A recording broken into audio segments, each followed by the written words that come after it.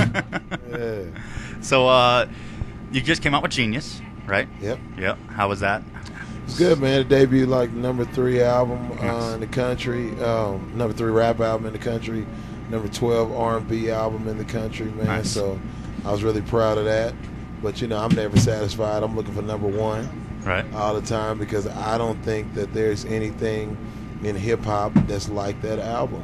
Yeah. And a lot of people say, like, I'm going to change the game with this and all that, but they don't have, like, game-changing material. Like, that album is game-changing material. Right. You know what I'm Right. saying? When you run, when you go rap, R&B, reggae, rock, and all of that on one album, I mean, there's nothing like that anywhere. Right. Hip-hop or otherwise, you know what I'm saying? So, I'm never satisfied until it's, like, #1, You got more in the works? Yeah, I'm working on a new album. Nice. I'll be working on a new album in February. I'm already working on it. I already Right, started right. working on it, like, way in advance. What title did you choose? Yeah, what title? It's called the Shock Treatment. A Shock Treatment. Shock Nice. It was Treatment. between the son of Sam, his father's name is Sam, that's dope. And my name Right. is Sam, too. It was, yeah.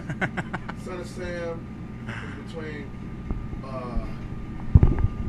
well, it was one called Water, that's dope. It says wow. You know what I'm sizzling? There you go. And I think Shock Treatment is the one that stuck out. Because Walk on Water is dope. Son of Sam, I love Son of Sam. That's so Yeah. dope. Nice. Nice. So, I like the, my favorite single off Genius is probably Misunderstood, the one we got the Yeah, video for. yeah, yeah, Either that yeah. or Chip Off Your Soldier. Yeah. That's a good one, man. Yeah. That's a good one. It was like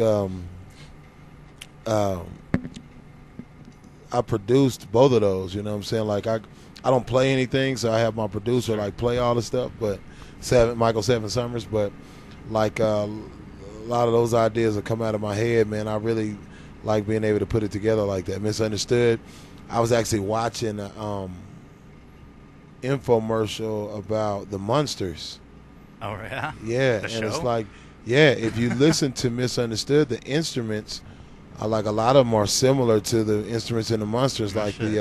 the Gibson hollow body guitar and the drums Nice. and the little organ in the back, the plimp, plimp, plimp, Yeah, plimp. yeah. It's the same Munsters like organ that's going dun, dun, dun, dun, dun, dun, dun, dun, dun, dun, you know what I'm Right, saying, in the right. Munsters theme song. And so I just came up with this beat, called my dude, and was like, hey, man, I got this beat in my head, man, but I want you to YouTube the Munsters theme song Right. and then call me back and I'm going to tell you how to do this beat. Right. You know what I'm saying? So, Right. yeah, man, it came out good, man. I Real just got vintage a sound. weird text from one of my homegirls said, so I was thinking and I was wondering if you would like to be my pimp. Money sucks balls out here and I need a leg up. So what do you say? You gonna work that there? Nah, I ain't no pimp. That's fucked I'm a up. player, but I ain't no pimp. Right? Look at that, man. Shit, that's fucked up. You know what name that's You can refer to me. Oh, yeah. Right. Right. Or me. That is some made up shit, man. Yeah. That's what you call a popular fan base, man. That's a weird No, that's call. a real thing, though. Yeah. Because when I saw her last time, I thought she might be hoeing. Yeah. Damn. That's crazy. So, See what we were talking about the negative Yeah, aspects there's of life? prostitution, man, right there. Yeah. Yeah. That's crazy. sorry. That they would think that I could be the one. It's I not mean, like I can see even- why they would say I would be the one because I'm guess, real man. charismatic, But my stepfather was a Muslim, and he told me when I was like 15 or something, he said we were watching TV, and he was a real strict Muslim, too. My mom married him when I was 12. Right. And he looking at TV, and it was a pimp on it, and he looked at me and like, if you ever turn out to be a pimp, I'll hunt you down myself and I'll kill you. I'll be like, okay. Damn. So, nah, I ain't gonna be no pimp. Yeah, it's not like you even talk about that shit, dude. Like, Chris, on the other hand, he got tried it. he got the outfits. Now, when I the met, feather boa and shit. Well, now when I met Tech, I was wearing like silk outfits, like silk shirts, silk Yeah, pants. Like it would be like fluorescent purple and like purple alligator shoes. Right, and like, right. And I actually tried to pimp before, man. Really? This is something that nobody knows, but probably this dude. But I actually tried to pimp before, man, and I didn't have the heart for it, man. It was a pimp in our town named Troy. You remember Troy? Yeah. Good Troy. Hey, man, matter of fact, he moved to Phoenix. So probably we didn't see him. But there's a pimp named Troy, man, and his girls were like, I guess he was a real pimp, like slapping them up and all that. And I was just a nice dude with the pimp clothes. And they were like, you think you can manage us? And I'm like, cool, let's try it. All right. So we'd go do stripper parties, like private parties. And then when guys wanted to do the extra, you know what I'm saying, afterwards, I'd make the announcement like, okay, here's what's going to go on, guys. We're going to do this, that, and I just couldn't do it, man. I done had a heart for it. I thought I did, but I didn't. And these girls were young, like 18, 19. Yeah. You know what I'm saying? This was a long time ago, too, and I was like, I can't do it. So I started. That's like right as I was starting to do music with him. You know what I'm saying? Right. So back way. I had to lay it down.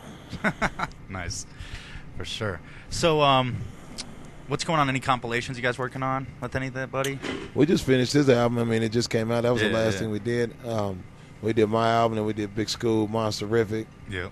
That already dropped, I think, in September 15th or something like that.